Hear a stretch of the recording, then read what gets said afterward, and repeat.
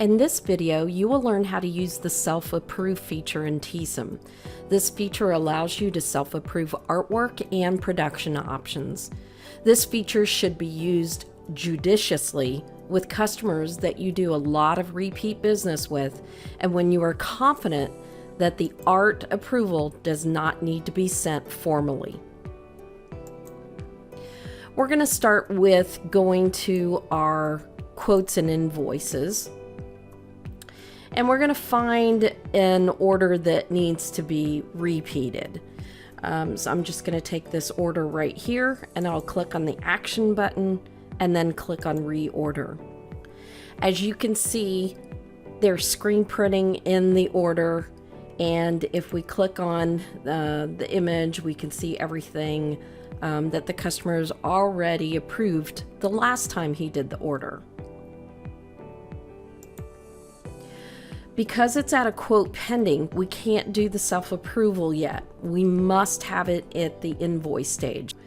And now that we've got the circle for the art, we can see that all the art is 100% done, but it's blue because we haven't sent the art off to the customer.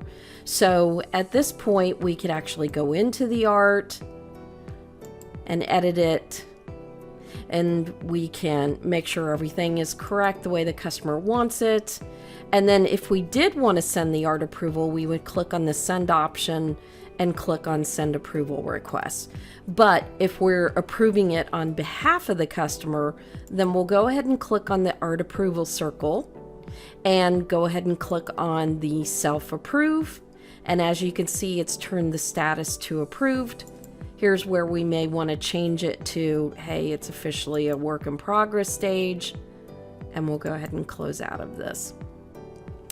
Now, if I hit the refresh button, you can go ahead and see that it is now in green and it's 100% approved.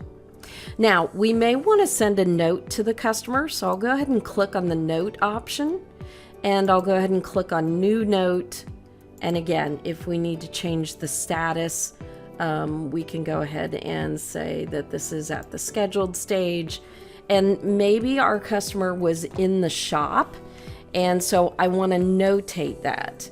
I want to say something like Kevin was in the shop around 3:30 p.m. today and looked at all art and approved. And then if I want this to just stay internally, I'll leave it on private note.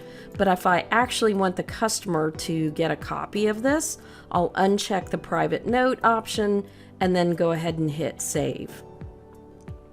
Now I can actually go over, let's close this out, and I can actually view what the customer is going to see when he gets the note notification.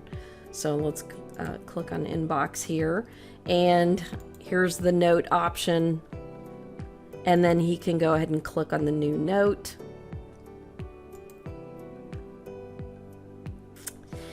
And he can click over here on the notes, and then he'll see I made a notation that he was in the shop around 3:30 today and looked at all of it. Now, this is important that you do log it when you're doing a self-approval. I would also make it a routine that any employee that does the self-approval puts why it was self-approved, and you'll always see who was logged in at the time and made that decision to do the self-approve. All right, let's go ahead and get out of this. I also wanted to show you that in the user drop-down under user access, if you put in the group that your employee is in, so let's just say my production employee. If you go to production, this is where you can either allow or disallow that they are able to do or use the self-approve option. Thanks for watching this video.